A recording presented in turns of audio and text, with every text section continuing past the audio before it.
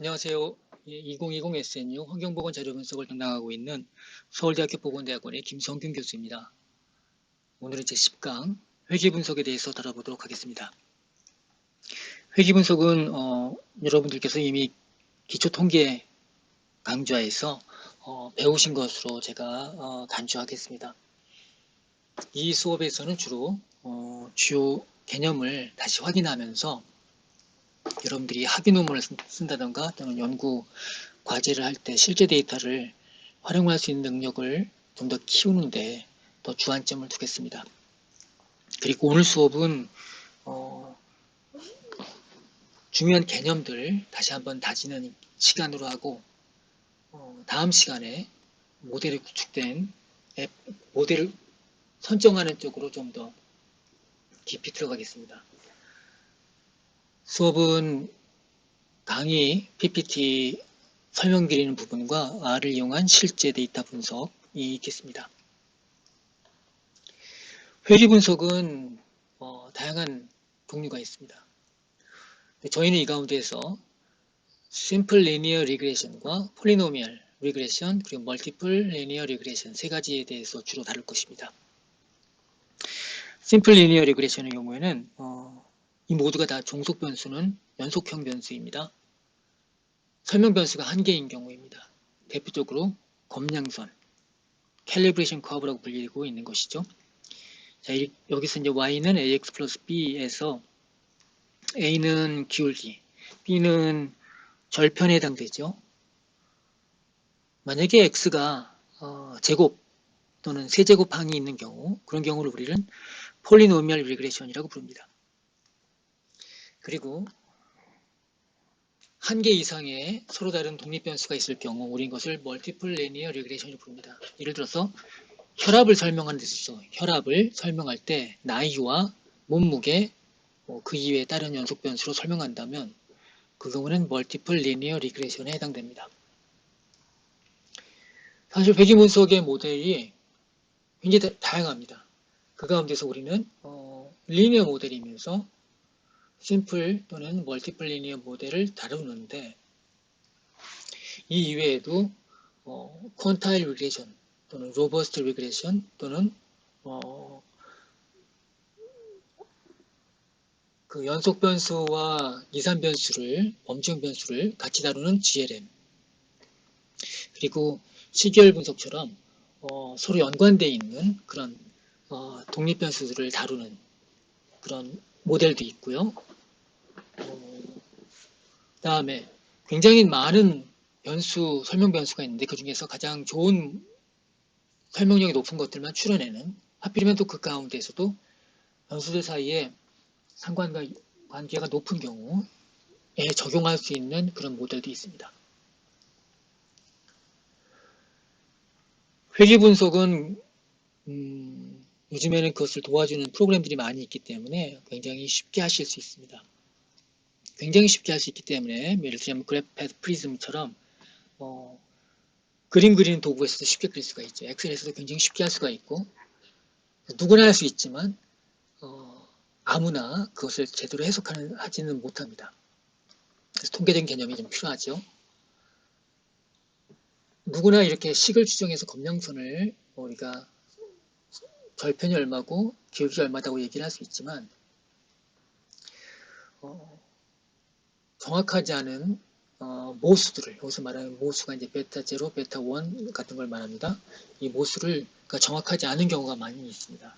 만약에 이런 회귀 분석이 설정되어 있는 가정이 만족되어 있지 않다면 그 가정에서 중요한 것들이 몇 가지 소개드린다면 리니어리티, 선형성입니다. X와 Y 사이에는 선형성이 있어야 된다. 당연한 얘기 같지만 이것을 식으로 푼다면 X랑 Y 사이에 선형의 관계가 있어야 된다. 선형이라는 것은 꼭 직선의 관계만 의미하는 것은 아닙니다. 이렇게 리니어 모델이라는 개념에서 유추하실 수 있듯이 이렇게 더하기 항으로 연결될 수 있다면 그건 선형성이 있다고 우리가 봅니다.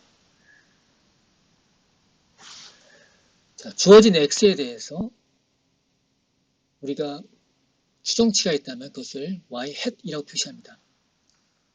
근데 그것이 주어진 x에 대해서 y의 평균으로 표시했습니다. 이거 모델 민입니다. 이 개념을 우리가 이 그림으로 설명드린다면, 이거는 이전에 우리가 한번 다뤘었던 사례인데, 나이로서 혈압을 추정하는 관계입니다. 실제 측정치가 y1, y2, y3 이렇게 되어 있는데요. 아마 자료의 순서와 관련되어 있는 거겠죠. 이렇게 여러 점들의 순서상으로서 우리가 x랑 x축, y축 사이에 어떤 직선의 기울기랑 결편을 우리가 추정해낼 수가 있습니다. 모든 점들이 이 선 위에 있다면 너무나도 완벽하겠지만 실제 데이터랑 추정치 사이에는 거리가 존재합니다. 이 거리를 우리는 잔차라고 부르죠. 주어진 x에 대해서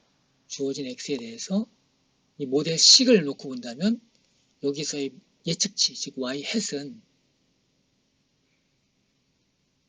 모델 민에 해당됩니다. 이 분포를 생각하고 분포에서의 평균에 해당되는 것으로서 이해하시면 좋겠습니다. 그리고 그 모델 추정치 y hat과 실제 관측된 y1 사이의 거리를 우리는 잔차라고 부르죠. 그리고 이런 잔차들이 여러 개의 데이터 개수만큼 존재하게 할 테니까 이 값과 이 값에 해당되는 차이의 제곱을 하고 그것을 합한 것을 우리는 sum of square of error라고 부릅니다. 이 sum of square error를 모델이 예측하고 있는 모수의 개수로 나눠준 것을 mean sum of square라고 부르는데 MSE라고 부릅니다. 이 MSE는 R-square value와 함께 모델이 얼마만큼 데이터를 잘 설명하느냐, 잘 적합하느냐를 알려주는 fitting status의 그 인덱스로도 쓰일 수 있습니다. 다시 설명드리겠고요. 기회가 되면. 또 중요한 가정 중에 하나가 등분산성입니다. homostatic이라고 불리는데요. 제가 아까 주어진 x에 대해서 y의 측정치가 있는데 그 분산을 이렇게 표현할 수가 있죠. 그림으로. 어떻게 본다면은 요 종 모양의 이 분포가 동일해야 된다. 분산이 동일해야 된다라고 하는 가정, 굉장히 중요한 가정입니다. 세 번째로는 각 측정치는 서로 독립적이어야 된다. 그걸 식으로 표현한다면 i번째의 잔차와 j번째 잔차는 공분산이 제로여야 된다. 즉 관련이 없어야 된다라는 뜻입니다. 만약에 i번째 측정치와 i 플러스 1번째 측정치 또는 i번째 측정치와 i 마이너스 1번째 측정치 사이에 그 측정되는 시점으로부터 전후관계에서 어떤 관련이 있다는, 예를 들자면 미세먼지 측정을 했는데 전 측정치 또는 그 다음 측정치가 농도에 어떤 상관관계가 있다면 그 경우에는 단순한 리그레션 모델을 쓰면 정확하지 않은 결과가 나옵니다. 노멀리티. 잔차는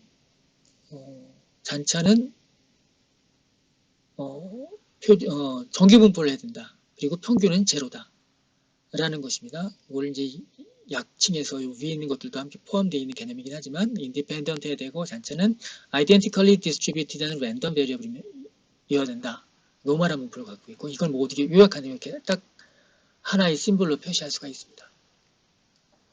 굉장히 중요한 가정이고 이것이 만족되지 않는다면 회귀분석은 그 편리함과 강력함에 못지않게 굉장히 흔들리게 됩니다. 그 근거가 정확하지 않다라고 하는 것은 이것이 모두 만족해야만 정확하다고 얘기할 수 있는 것입니다. 우리가 모델을 구축해서 데이터를 설명하고자 할 때 어떤 것들은 굉장히 데이터로부터 벗어난 것이 있습니다. 즉 잔차가 굉장히 큰 경우 우리는 그것을 아웃라이어라고 부릅니다. 어떤 경우는 레버리지가 크다 이렇게 얘기하는 경우도 있습니다. 레버리지라는 것은 우리말로는 지렛값이라고 표현하기도 하는데요. 여러분들이 X축, Y축을 생각해 볼 때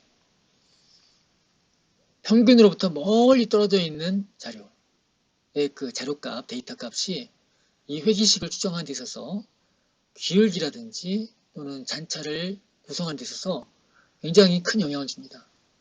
아주 멀리 벗어나 있는 그런 경우 이를 레버리지가 크다고 표현할 수가 있습니다.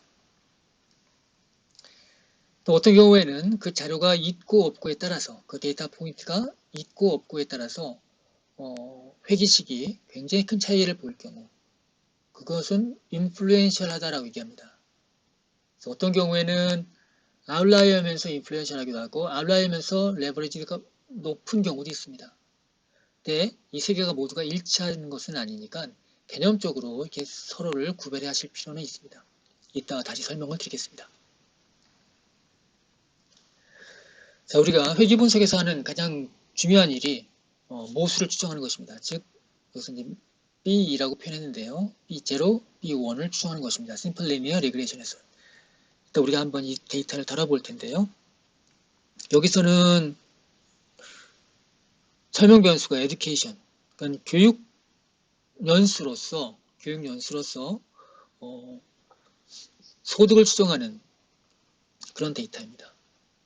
그런 모델을 만들고 싶습니다. 그런 경우에는 이 에듀케이션에 관련되어 있는 요 슬롭 값을 우리가 추정해내야 되는데 이 경우에 요 646에 해당되는 것이 바로 B1이고 그것을 추정하는 공식은 여기와 같습니다. 절편에 해당되는 것은 B0입니다.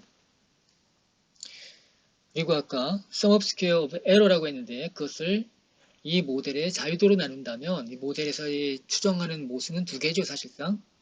비록 설명 변수 하나라고 하더라도 실제로 두 개의 모수를 갖고 있습니다. 따라서 그 n에서 모수 개수만큼 뺀 것이 이 모델의 자유도가 됩니다. 정확히 말한다면 여기서의 잔차의 자유도입니다.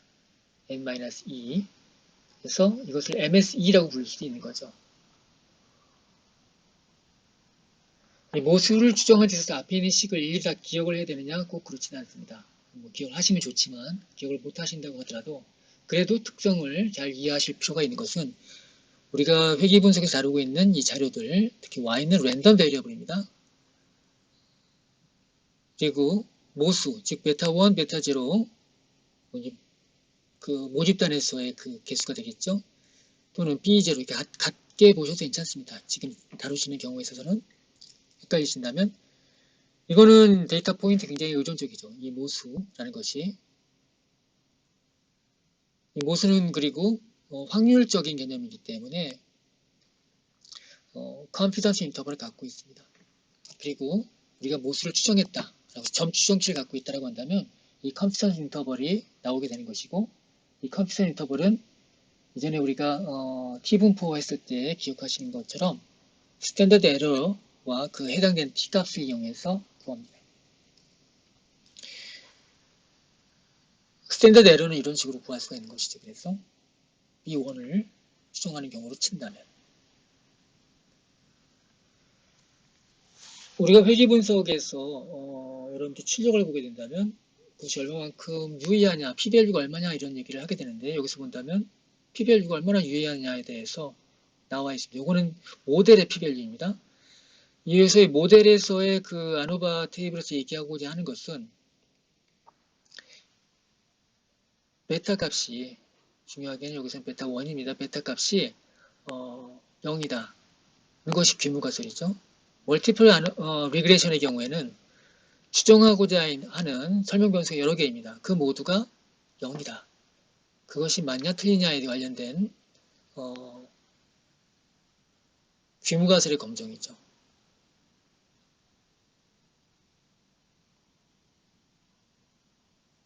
지금 이 페이지에서 나타내고자 하는 것이 그것입니다. 그래서 우리가 지금 보여드린 슬라이드에서는 심플 리니어 리그레이션이 있지만 멀티플 리그레이션인 경우에는 그 아노바 테이블만 갖고서 얘기할 수는 없고 각각의 그 설명 변수에 관련되어 있는 타입 3의 그 아노바 결과를 봐야 되죠. 그래서 각각에 대한 p-value를 타입 3로 보셔야 됩니다. 제가 그리고 아까 그 모수 여기서 길게 나와 있는데 그것의 컴피선 인터벌을 이렇게 구하는 모습을 보여주겠습니다. 바로 이것이 스탠다드 에러가 되는 것이죠. 자, 이렇게 해서 모수를 구했다면 식을 구성할 수가 있을 것입니다. 이 식을 구성했는데 특정한 값, 여기서는 x0라고 하겠습니다. 특정한 값에 대해서 우리는 그 식을 플러그인 한다면은 식에다 집어넣는다면 대입해서 특정 값이 나오겠죠. 이 모델에서 얘기하고 있는 모델에서의 x, y의 순서상이 나올 것입니다. 구체적인 추정치도 모수와 마찬가지로 확률적인 개념이기 때문에 그것에 상응하는 컨피던스 인터벌이 있습니다. 즉 여기서 구체적인 x에 해당되는 y 햇 값의 컨피던스 인터벌이 존재할 것입니다. 95% 컨피던스 인터벌이 존재할 것이고 그것에 상응하는 식은 이렇게 구합니다. 그거는 이 y 햇을 우리가 분포를 생각했을 때 그 모델 미인에 해당되는 컨피던스 인터벌인데 개별 데이터로 보고서 미인이 아니라 개별 데이터에 대한 프리딕션 인터벌까지 구할 수 있습니다. 그러면 프리딕트된 값의 스탠더드 에러 값을 구해야 됩니다. 그 값은 조금 식의 차이가 있긴 하지만 결과적으로 이게 이거보다 큽니다. 그렇기 때문에 그 폭은 이거보다 더 넓어지게 되겠죠. 구하는 요령은 요 식을 쓰느냐 아니면 요 식을 쓰느냐의 차이인데 요 MSE만큼이 더 커진다라고 보시면 되겠습니다. 자세한 이야기는 여기 링크된 페이지에 가서 확인해 주시기 바랍니다. 우리가 모델을 구성했으면은 그 다음에 진단을 해야 됩니다. 모델이 잘 가정을 만족하고 있느냐.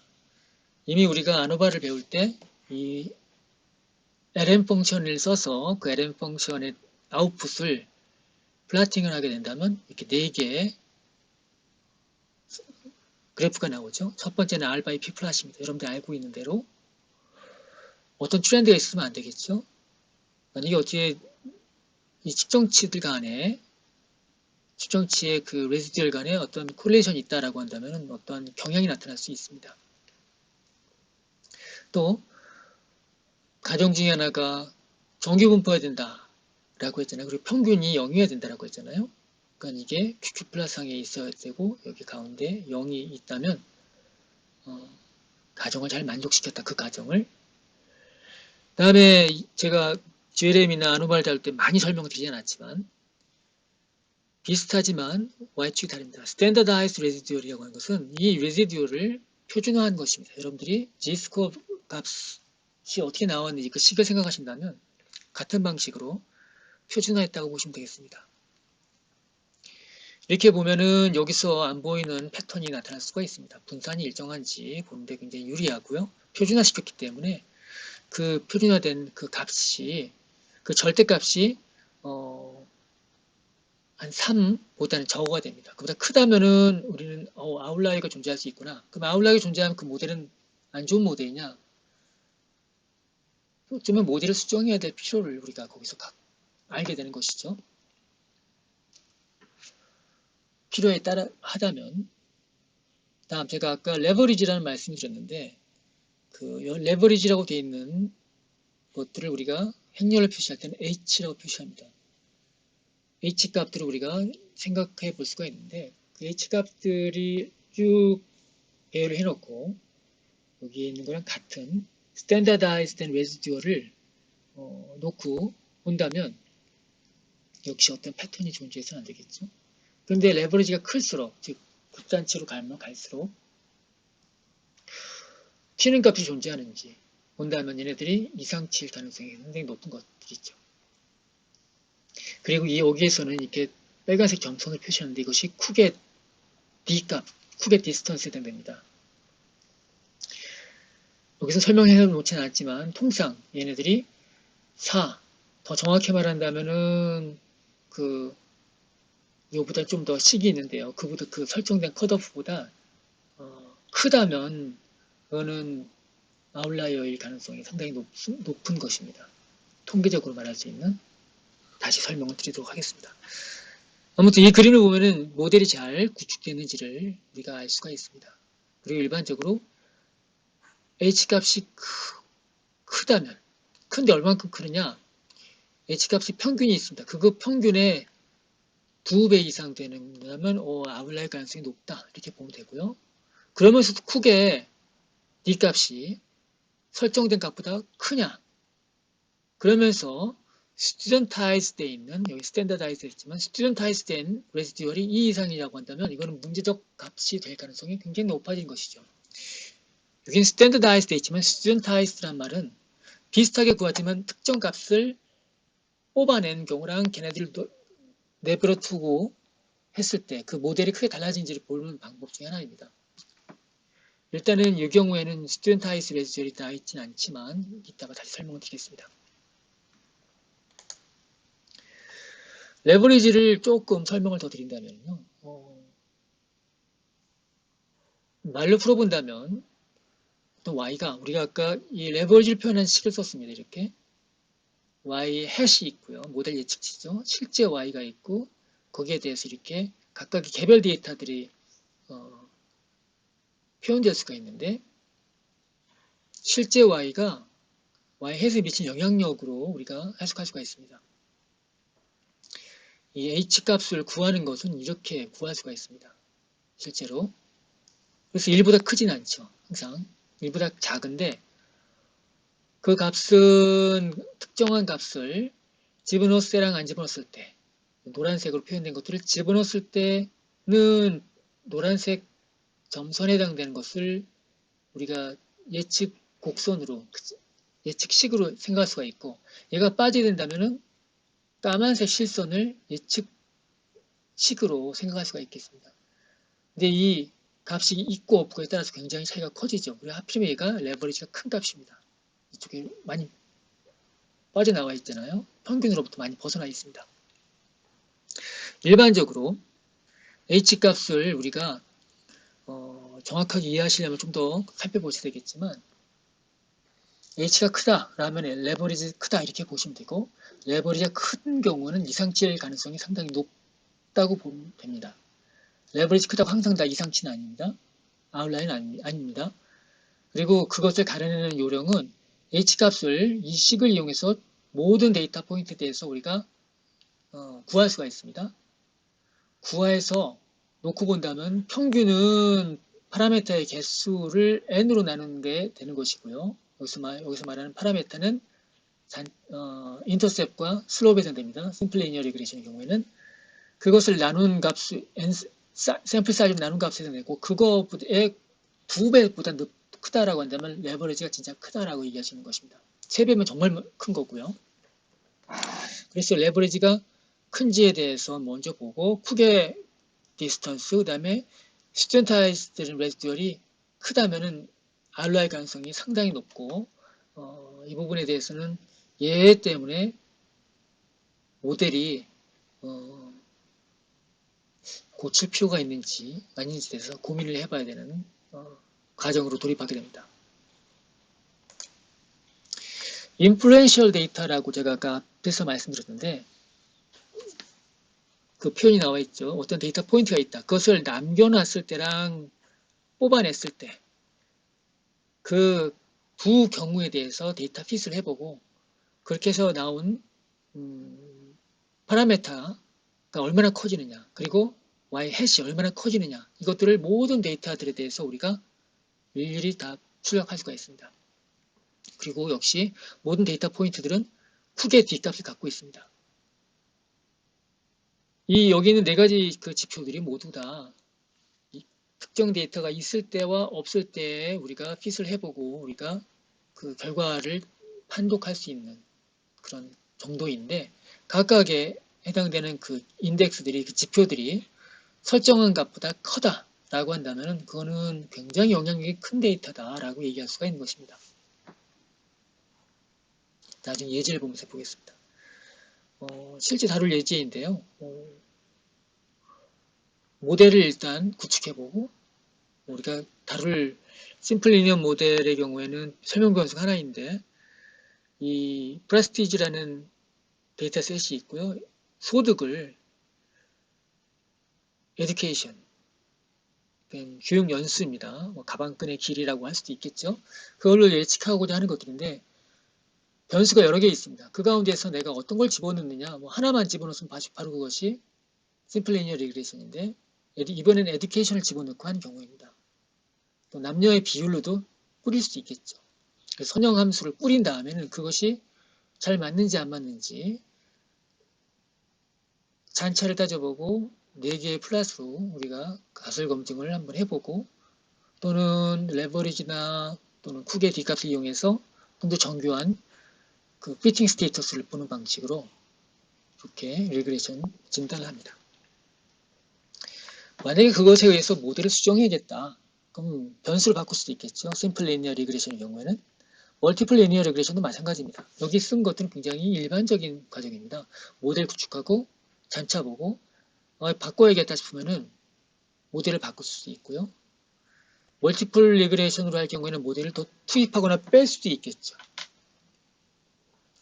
그런 다음에 또 모델 진단을 다시 한번 해보는 것입니다. 일반적으로 모델 수정하는 목적은 모델이 더 좋은 모델을 골라내기 위한 것입니다. 그걸 우리는 모델의 설명력을 높이기 위해서다 이렇게 얘기할 수 있습니다. 그러면서 회귀분석의 기본 과정도 만족시켜야 됩니다. 저는 두 가지 방법을 썼는데요. 하나는 그 모델에 들어가는 변수를 트랜스포메이션 시키는 방법입니다. 주로 잔차를 갖고서 우리가 모델 진단하기 때문에 잔차가 바로 y 햇과 y의 차이잖아요. 그래서 종속 변수를 트랜스포메이션 시키는 경우가 굉장히 흔한 경우입니다. 하지만 경우에 따라서는 설명 변수 가운데 일부를 트랜스포메이션 시킬 수도 있습니다. 다별형 모델을 구축하는 경우라고 한다면 맨 처음에 썼었던 것 이외에 다른 변수를 쓸 수도 있고 또는 추가적인 변수를 집어넣어서 꾸릴 수도 있습니다. 근데 그런 경우는 다별형이 되겠죠. 이 표는 박스캅스의 파워 레더라고 얘기하는데요. 이게 이제 Y, 즉 종속 변수에 대한 트랜스포메이션을 하는 방법인데 여러 가지로 변화시킬 수가 있습니다. 그래서 하나씩 여기 있는 그 파워라고 하죠. 여기 있는 그 지수를 하나씩 증가시키고 감소시키는 그런 방법을 이용해서 우리가 변화시킬 수가 있습니다. 그래서 아무것도 변화를 안 시켰을 때가 이제 y라고 한다면 거기에 대해서 뭐 루트를 씌울 수도 있고 역수를 취할 수도 있고 또는 로그를 취할 수도 있고 하는 것입니다. 근데 문제는 이렇게 해서 그래프가 아름답고 예쁘게 나올 수는 있긴 하지만 해석에 문제가 발생할 수가 있습니다. 대개는 이제 그 로그 치환을 해주게 된다면 자연계에 있는 많은 데이터들이 설명이 되고 다행스럽게도 이것을 우리가 해석할 수 있는 방법은 여러 가지가 있습니다. 네, 오늘 멀티플 리니어 리그레이션에 대한 것들 자세히는 하진 않겠지만 이렇게 설명 변수가 여러 개 들어가 있는 경우가 있습니다. 이걸 행렬을 푼다면은 이렇게 되겠죠. 일단 우리의 데이터셋과 상당히 유사한 모양입니다. R이나 CS에서 보이고 있는 데이터셋의 모양도 이렇게 변수명이 가지런히 나란히 있고 첫 번째 데이터, 두 번째 데이터, 세 번째 데이터 이렇게 돼 있죠. 그리고 이걸 그대로 받아서 행렬식으로 표현할 수가 있습니다. 행렬식이 어디 있을까요? 여기 있죠. 여기가 모델이고요. 그 다음에 여기가 여기에 해당되고 있는 값입니다. 값들입니다. 그대로 순서대로 되어 있고 첫 번째 변수, 두 번째 변수, 세 번째 변수, k번째 변수 여기까지 있죠. 그것을 식으로 쓰면 이렇게 되어 있는데 제일 처음에 1이라고 하는 것들은 여기에는 없지만 모델에는 있습니다. 가장 처음이 여기 베타 제로잖아요. 이게 바로 절편에 해당됩니다. 그래서 우리가 앞에서 그냥 넘어갔었지만 아노바 모델을 꾸릴 때 절편을 제가 1이라고 표현했던 것 아마 기억하시는 분 계실 것 같습니다. 행렬식으로 이렇게 길게 표현할 수 있지만 간단하게 죄송합니다. 수식으로 이렇게 길게 표현할 수 있지만 행렬식으로 이렇게 간단하게 표현할 수가 있습니다. 이 전체를 우리가 x를 쓸 수가 있고 이 전체에 이 긴 박스 안에 있는 것들을 행렬식이지만 메타로 표현할 수가 있습니다. 행렬식으로 썼을 때는 이렇게 진하게 씁니다. 지금 보면은 우리가 샘플 리니어 리그레션 같이 보이지만 행렬식이라고 한다면 여기에 여러 개가 들어갈 수 있기 때문에 일반화시켜서 표현할 수가 있습니다. 그래서 우리가 회귀 분석을 한다고 한다면 선형대수를 잘 알면 원리적으로 접근을 할 수가 있죠. 오늘 거기까지 가려는 건 아니지만 그래도 어떤 식으로 해서 이 Z나 R이 모수를 추정하는지에 대한 기본적인 그 구조만큼은 아실 필요가 있다라고 말씀드리고 싶습니다. 멀티플 리니어 모델을 설명하다 여기까지 왔네요. 한번 쭉 읽어보십시오. 쭉 읽어보시고 제가 이 멀티플 리니어 모델의 경우에는 이 인터셉까지 포함해서 K개가 됩니다. 추정해야 될 파라미터의 개수가. 따라서 잔차에 해당되는 것에 대한 자유도는 n에서 k를 뺀 값이 됩니다. 그리고 sum of square of error를, 즉 yhead과 y의 차이에 대한 그 sum of square를 자유도로 나누게 된다면 그것이 바로 mean sum of square of error가 되는 것이고, 그것이 이 모델의 정확도를 예측할 수 있는, 모델이 얼마나 피팅이 잘 됐는지를 예측할 수 있는, 보여주는 하나의 지표로서 쓰일 수가 있는 것입니다. 모델 구축을 하려면 설명 변수가 하나인 경우에는 그렇게 너무 고민할 필요는 없죠. 근데 어떻게 보면 자연스럽게 멀티플 리그레션으로 넘어오게 됐는데 사실은 심플 리니어 리그레션도 마찬가지긴 합니다. 무엇을 x로 쓸 것이냐에 대한 것들, 또는 어떤 것들을 x로 쓸 것이냐, 종속 변수를 잘 설명하기 위해서 집어넣는데 아무거나 집어넣으면 안 되겠죠. 가설 검증하는 방식으로 써라. 그리고 여러 개의 이제 그 설명 변수를 써야 될 경우에는 내가 관심 있는 설명 변수가 있을 것입니다. 그것이 다른 중요한 것들을 보정했는데도 중요한 의미를 갖고 있는 것이냐, 효과가 있는 것이냐. 즉 예를 들자면 혈압을 설명하는 데 있어서 흡연이 중요한 것 같은데 연령, 몸무게를 보정하고 나서도 흡연 여부는 중요한 것일까? 또는 흡연량은 중요한 것일까? 이런 것들을 할 때 우리가 모델을 어떻게 구축해야 될지에 대한 아이디어가 있겠죠. 또 이제 모델을 구축하다 보면은 그 목적이 뭐냐, 여러 변수들을 이용해서 어떤 종속 변수로 표현되는 어떤 현상에 대해서 잘 설명하기 위한 것이냐, 아니면은 내가 어떤 특정한 값을 이용해서 내가 설명하고 싶은 대상들을 정확하게 예측하고 싶으냐, 또는 그것으로서 설명하고 싶으냐. 자, 전자와 후자는 조금 다릅니다. 거기에 따라서도 모델 구축의 우선순위는 바뀔 수가 있습니다. 통상의 경우에, 통상이라기보다는 잘 모르면은 CS나 R이 구해준 대로 하는 경우가 있습니다. 백워드 또는 스텝와이즈로 모델 변수에다 다 집어넣고 또는 하나씩 집어넣고 뺐다 하면서 가장 R스퀘어가 높은 것들, 또는 AIC 또는 BIC가 높은 것들, 또는 mean sum of square of error가 제일 작은 것들, 또는 CP 값이 작은 것들, 이런 것들을 뽑을 수도 있죠. 그런 식으로 할 수도 있는데 이런 경우에는 컴퓨터가 그냥 뽑아준 것이죠. 우리가 설정을 잘 해야 됩니다. 그래서 어떻게 세팅하느냐에 따라서 결과가 달라지기 때문에 이거는 여러분들이 요 두 개가 논리적으로 구성하기와 수리적으로 구성하기가 두 개가 서로 다르지 않고, 얘를 보완하기 위해서 또는 도와주기 위해서 컴퓨터의 도움을 받을 수는 있다. 이렇게 이해하시면 되겠습니다. 네, 그 다음에 있는 이야기도 연속인데요. 이거는 다음 시간에 한번 더 자세하게 해볼까 해요. 근데 한번 쭉 읽어보십시오. 교호작용까지 들어가면 굉장히 복잡해지지만 꼭 필요한 경우가 있습니다. 대개의 경우에 모델에서 이제 얘기하는 디그리 오브 프리덤이라고 할 때는 항상 인터셉도 생각을 해야 된다라고 생각하시면 됩니다. 여기서 말하는 K는 일반적으로 설명 변수로서 인터셉은 포함되지 않은 경우를 말하는데, 항상 보다 보면 이제 하나씩 더 뺍니다. 그거는 이제 인터셉트도 또 포함시켜서 얘기하기 위해서입니다. 그리고 설명 변수가 많으면 많을수록 좋으냐? 예, 다다익선이라 생각할 수도 있겠지만 n이 문제죠. 내가 설명하고 싶은 대상이 그러니까 데이터 포인트가 10개밖에 없는데 설명 변수가 10개다. 이러면 말이 안 되는 거죠. 그런 경우 어디 있겠냐라고 하시겠지만 실제로 그런 경우가 왕왕 있습니다. 특히나 이제 뭐 마이크로레이를 이용한다든지 또는 뭐 NGS 이용한다든지 이렇게 오믹스 자료를 이용해 하는 경우에는 n에 비해서 설명 변수가 훨씬 많은 경우가 있습니다.